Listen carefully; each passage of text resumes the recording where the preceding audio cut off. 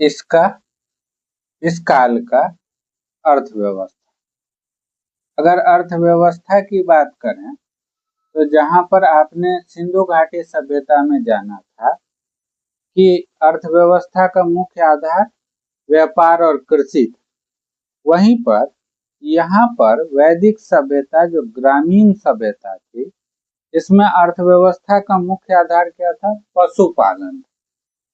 पशुपालन पशुपालन सर्वाधिक प्रमुख अर्थव्यवस्था का आधार। पशुपालन में सबसे अधिक, सबसे विशिष्ट जो पशु था वो गाय था। आप जानिएगा कि वैदिक कालीन ज्यादातर शब्दों में गाय से संबंधित शब्दों का प्रयोग किया गया।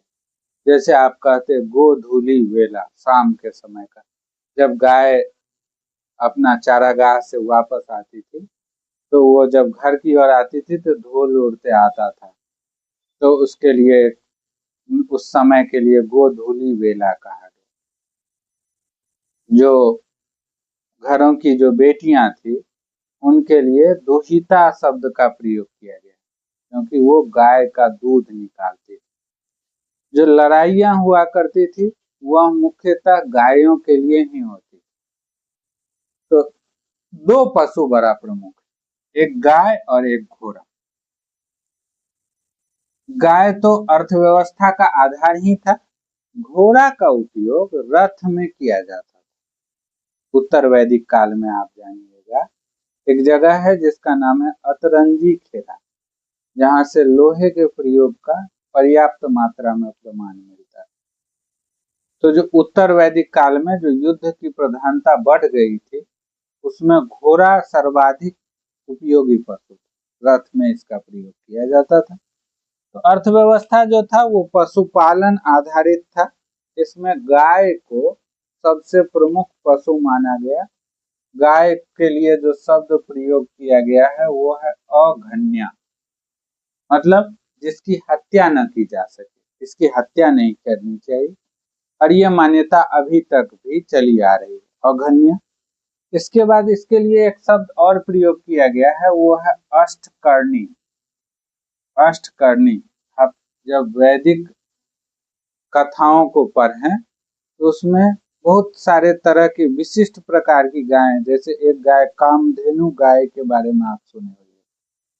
तो अष्टकर्णी, इसमें पुत्री को दुहिता कहा जाता था। पुत्री को क्या कहते थे? दुहिता। दुहिता इसलिए क्योंकि वो गाय का दूध निकालती थी, पुत्री को दुहिता कहा जाता था। ठीक है। घोड़ा का भी प्रयोग आप जानते ही थे, रथ निर्माण के लिए किया जाता था। इसके अतिरिक्त प्राथमिक अर्थव्यवस्था पशुपालन पर आधारित थी। इसके अतिरिक्त कृषि का भी प्रयोग किया जाता था। जब लोहे का प्रयोग होने लगा, यहाँ पर जानिएगा कि एक शब्द प्रयोग हुआ है ऋग वैदिक काल में, इसको कहते अयस। ये तांबे के लिए प्रयोग हुआ है। और बाद में आप चल के पढ़िएगा उत्तर वैदिक काल में श्याम अयस शब्द का प्रयोग हुआ है जो लोहे के लिए हुआ। तो ऋग्वेद काल में अयस शब्द का प्रयोग जो है वो तांबे के लिए किया गया। ऋग्वेद के चौथे मंडल में, ध्यान रखिएगा, ऋग्वेद के चौथे मंडल में कृषि का उल्लेख, कृषि का उल्लेख ऋग्वेद के चौथे मंडल में किसका उल्लेख है? कृषि का उल्लेख है। ये आपको ध्यान रखना। अब इसके बाद कृषि पर इस समय निजी स्वामित्व नहीं था। बड़ा इंपॉर्टेंट बात, कृषि पर न तो राजा के, कृषि पर निजी कबीलाई संरचना, एक जगह ये लोग रहते थे, वहां पर कृषि कार्य करते थे, कृषि और पशुपालन करते थे, फिर दूसरे जगह चले जाते थे। निजी स्वामित्व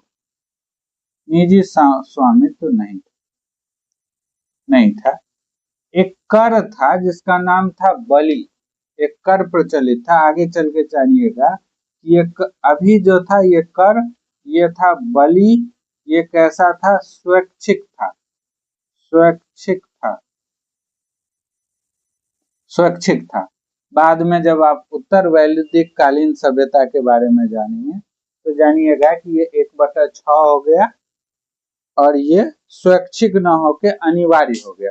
अभी ऋग वैदिक काल में ये जो कर था वो बलि कर, ये स्वैच्छिक था, ध्यान रखिएगा। व्यापार जो था वो नहीं के बराबर था। व्यापार का कोई स्पष्ट प्रमाण हमें नहीं मिलता। व्यापार नहीं के बराबर। व्यापार की बात करें, व्यापार नहीं के बराबर, व्यापार का कोई हमें स्पष्ट प्रमाण नहीं मिलता। ठीक है। इसके साथ ही साथ सिक्कों का प्रचलन नहीं था, सिक्के प्रचलित नहीं थे, वस्तु विनिमय प्रणाली चलती थी। एक चीज यहाँ पे उपयोग किया गया, निष्क। निष्क क्या था? ये सोने के आभूषण, निष्क सोने के आभूषण, निष्क सोने के आभूषण के लिए निष्क शब्द का प्रयोग किया गया था। और बाद में चल के उपयोग आया सतमान। ये सतमान किसके लिए था? तो चांदी के लिए। ध्यान रखेंगे कि अर्थव्यवस्था का आधार जो था वो पशुपालन था। सर्वाधिक जो पशु, जो सर्वाधिक मतलब मान्य पशु थी वो गाय था। गाय के लिए अघन्या, अष्टकर्णी, गोधूली, समय का निर्धारण भी गाय से ही संबंधित था। ज्यादातर युद्ध गाय के लिए होते थे। दूसरा जो पशु था वो घोड़ा। आप ध्यान रखिएगा कि सिंधु घाटी सभ्यता में घोड़े का प्रचलन नहीं था, जबकि यहाँ पर घोड़ा प्रमुख पशु हो गया। रथ निर्माण में इसका उपयोग किया जाता था। तो ये अर्थव्यवस्था का आधार हो गया। अर्थव्यवस्था कैसी थी? नगरीय न होकर ग्रामीण अर्थव्यवस्था थी। मुख्य आधार क्या था? पशुपालन। पशुपालन में कौन से पशु का? गाय का। गाय प्रमुख था। द्वितीय जो अर्थव्यवस्था का आधार था कृषि था। कृषि में भी जानिएगा कि एक जौ के लिए यब का प्रयोग किया गया। अब इसके बाद धर्म की बात करें तो धर्म जो था वो बहुदेववादी धार्मिक, ये हम ऋग वैदिक कालीन धर्म पढ़ रहे हैं। ऋग वैदिक, वैदिक धर्म, ऋग वैदिक धर्म। समय काल आपको पता है 1500 से 1000 BC। धर्म कैसा था? तो बहुदेववादी, बहुदेववादी,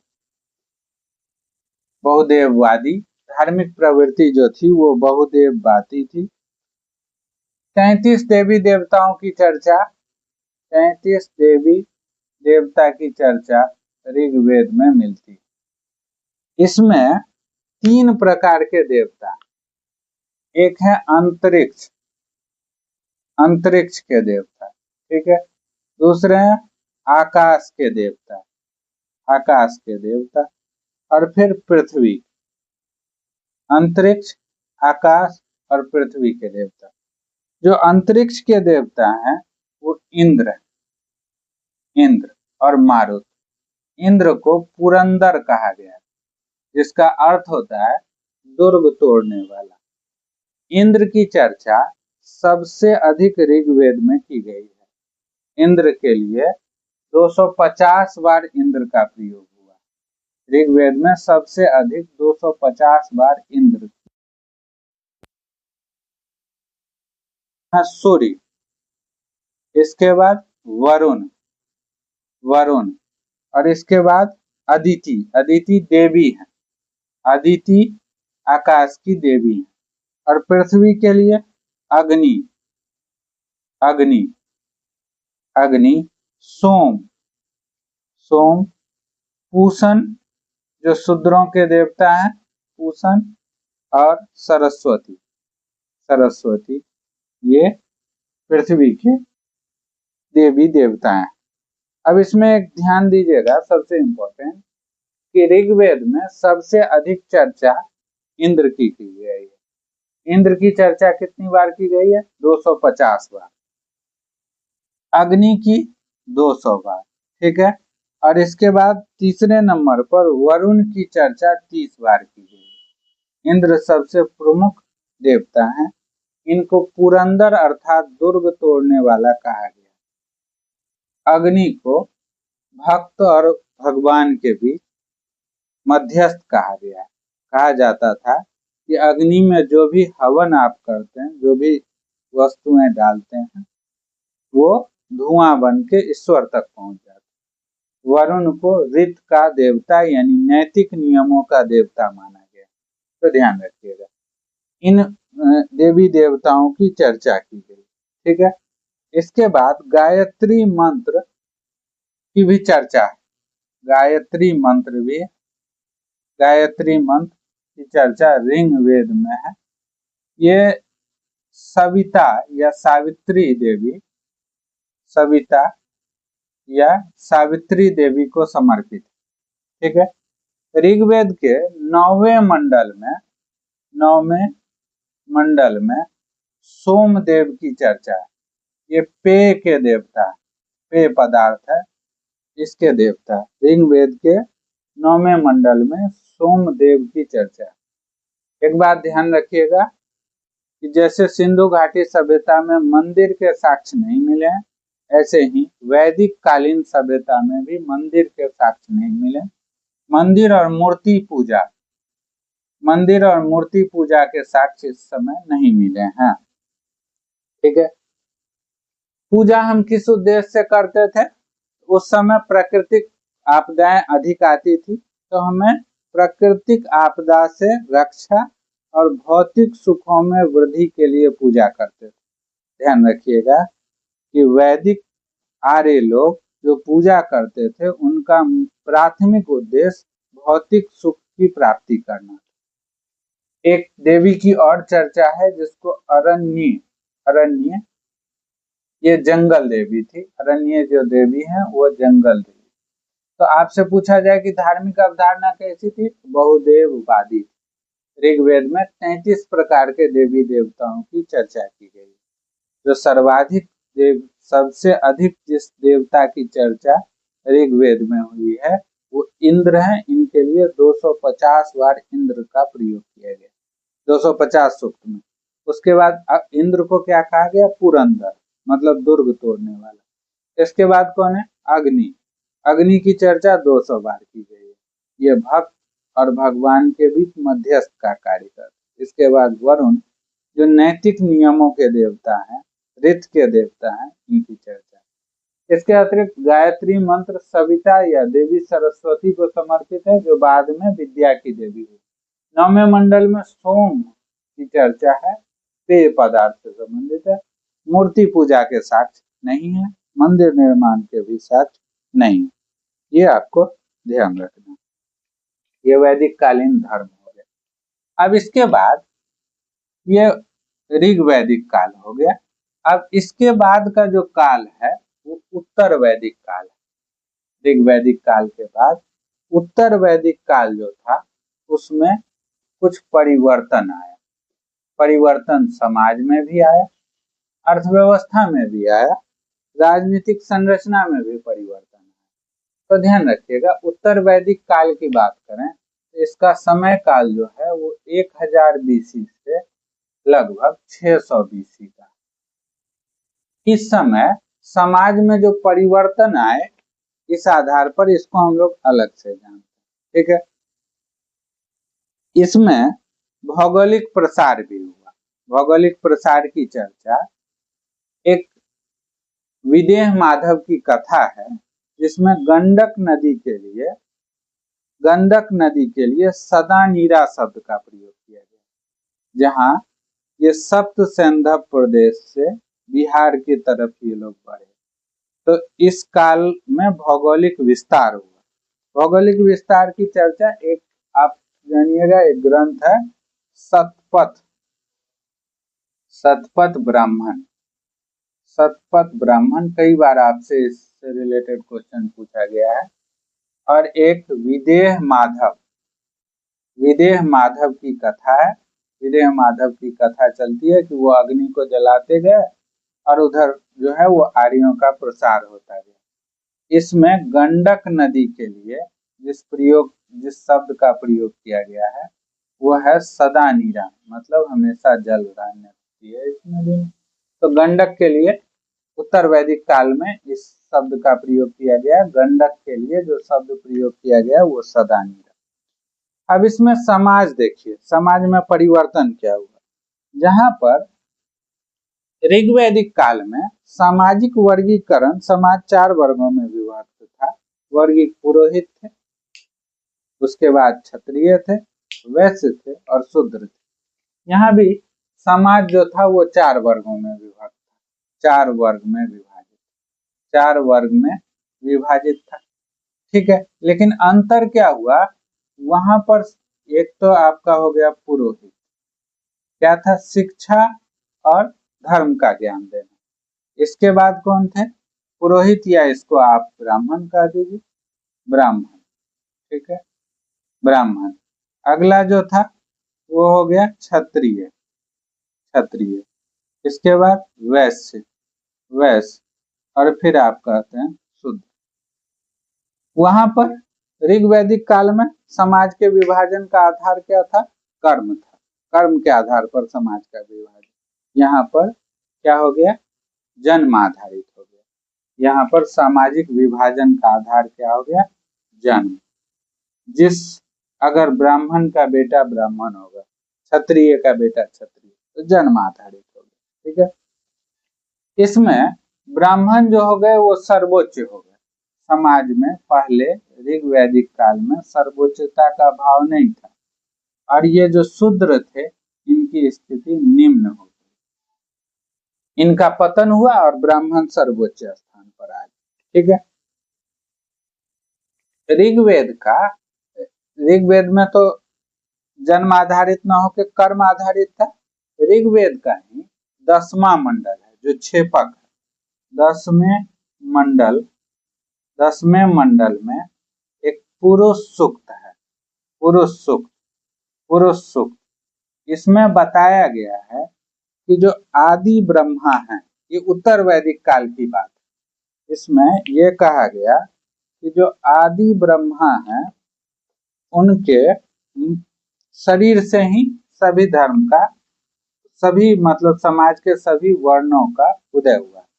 आदि ब्रह्मा, आदि ब्रह्मा की बात करें तो इनके कहा गया कि मुख से ब्राह्मण का, ठीक है, कंधा से क्षत्रिय का, पैर ये जांग से वैश्य का, और पैर से शूद्र की उत्पत्ति हुई, ऐसा कहा गया। इसी समय उत्तर वैदिक काल में जाति व्यवस्था भी प्रचलित होने लगी। जाति व्यवस्था का जो शुरुआत है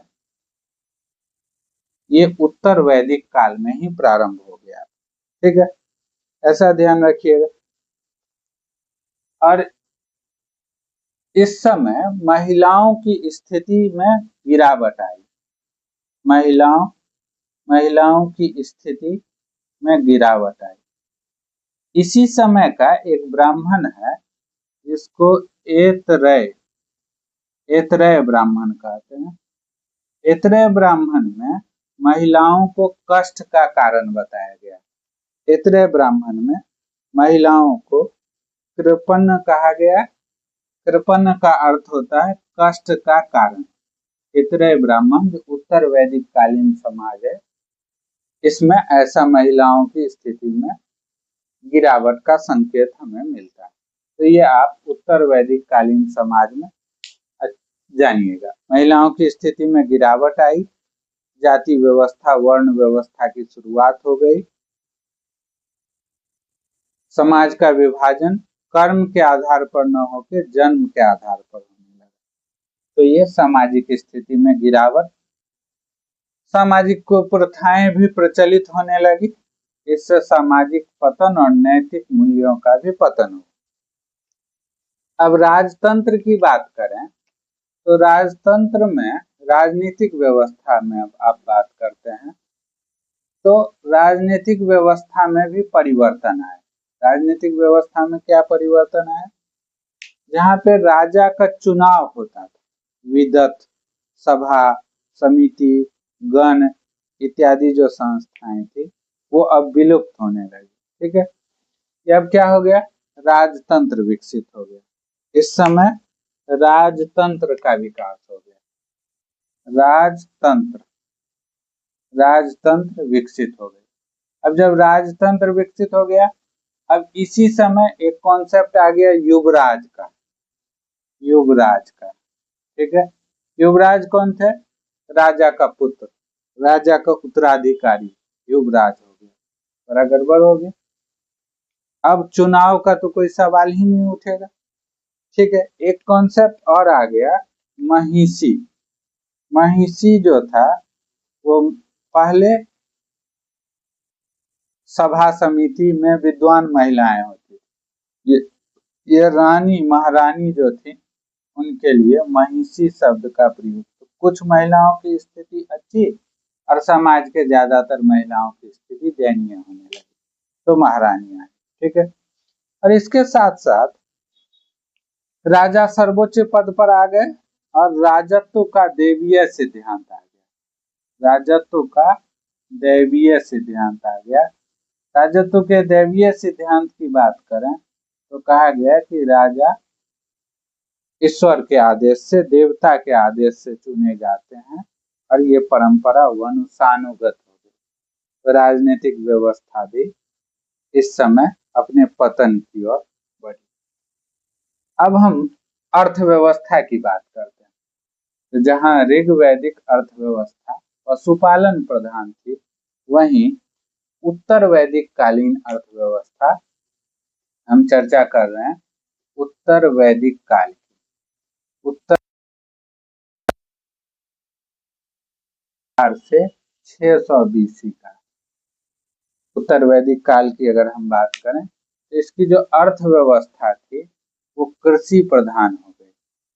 अर्थव्यवस्था क्या हो गई? अब कृषि प्रधान।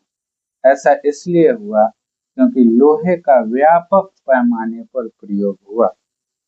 अब जब महाजनपद काल आप पढ़ेंगे, ये जनपद का काल है, इसके बाद महाजनपद, जो 16 महाजनपद है, इसी में मगध साम्राज्य के उत्कर्ष के बारे में आप जानेंगे। तो उसका मुख्य आधार था ये लोहे का प्रयोग। लोहे की सहायता से जंगलों को काफी अधिक मात्रा में साफ किया जाने लगा।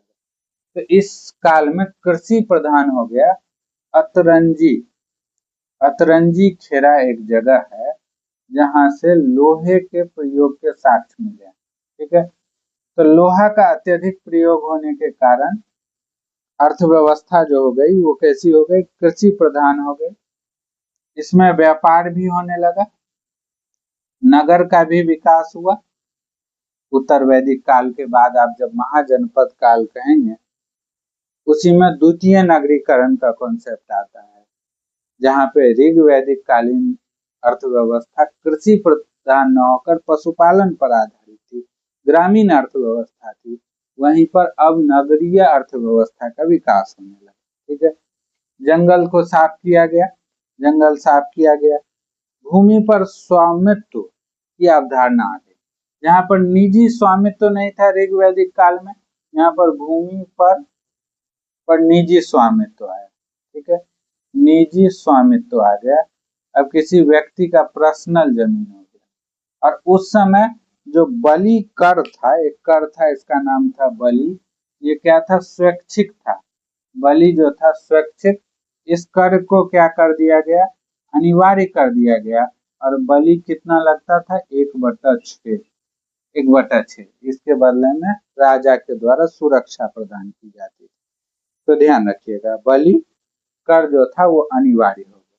अब इसके बाद अर्थव्यवस्था के बाद अब धर्म की बात करें तो धर्म में देखिए उस समय जो था वो इंद्र, अग्नि और वरुण प्रमुख देवता थे। इंद्र जिन्हें पुरंदर कहा गया, दुर्ग तोड़ने वाला, हाँ, और अग्नि जिनको भक्त और भगवान के बीच मध्यस्थ कहा गया था, और वरुण जो थे वो नैतिक नियमों के देवता। अब धर्म में देवताओं की प्रवृत्ति बदली। अब ब्रह्मा विष्णु